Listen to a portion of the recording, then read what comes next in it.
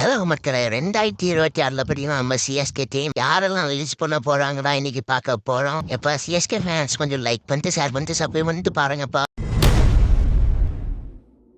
Fifth பிளேஸ்ல பார்த்தீங்கன்னா நம்ம ஆசனா இருக்காரு. அந்த மாதிரி தான் டிஎன்பிலாம் நல்லா தான் பண்ணாரு. ஐபிஎல் தான் சொதப்பிட்டாரு. அதனால பார்த்தீங்கன்னா சிஎஸ்கே ஃபேன்ஸுக்குலாம் இவர் ஏன்டா வந்தாருன்னு நினைக்க வச்சுட்டாரு. அதனால ஆசனா ஃபிஃப்த் பிளேஸ். ஃபோர்த் பிளேஸ்ல பார்த்தீங்கன்னா இவரும் தமிழ்நாட்டு பிளேயர் தான் விஜய் சங்கர். விஜய் சங்கர் பார்த்தீங்கன்னா உண்மையான நல்ல பிளேயர் தான். அவரை பார்த்தீங்கன்னா ஓடிஐக்கு டெஸ்ட் கொடுத்தா செம்ம விளையாடுவாரு. அவரை போய் T20 எடுத்துட்டு தப்பு பண்ணிட்டாங்க சிஎஸ்கே டீம். நம்ம லிஸ்ட்ல பார்த்தீங்கன்னா 3வது இடத்துல பார்த்தீங்கன்னா தீபக் கூட தான் இருக்காரு. தீபக் கூட பார்த்தீங்கன்னா உண்மையில நல்ல பிள்ளையர் தான். எல்ஐசிக்கெலாம் நல்லா தான் ஆடினாரு. ஆனால் சிஎஸ்கேன்னு வரப்போது நான் சுத்தமாக சொல்கிற மாதிரி அர்த்தம் ஒன்றுமே இல்லை. இம்பட் பேரை வரல வந்தார். அதில் சொல்கிற மாதிரி அர்த்தம் ஒன்றும் இல்லை.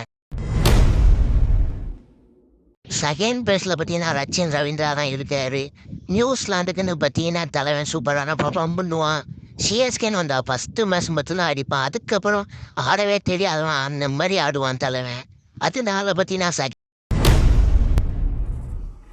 எல்லாருமே எதிர்பார்த்த மாதிரி ஃபர்ஸ்ட் பிளேஸ் பார்த்தீங்கன்னா நம்ம ராகுலுக்கு பார்த்தீங்கன்னா தலைவனை கிரிக்கெட் ஆட சொன்னா டான்ஸ் மட்டும் தான் ஆடிட்டு இருந்தான். அதனால யாருக்குமே சுத்தமா ராகுலுக்கு பற்றி பிடிக்கல. ஓகே மக்களே, இந்த வீடியோ உங்களுக்கு பிடிச்சி லைக் பண்ணுங்க, ஷேர் பண்ணுங்க, சப்ஸ்கிரைப் பண்ணுங்க. இதே மாதிரி வேற எந்த வீடியோ வேணும்னு கமெண்ட் பண்ணுங்க.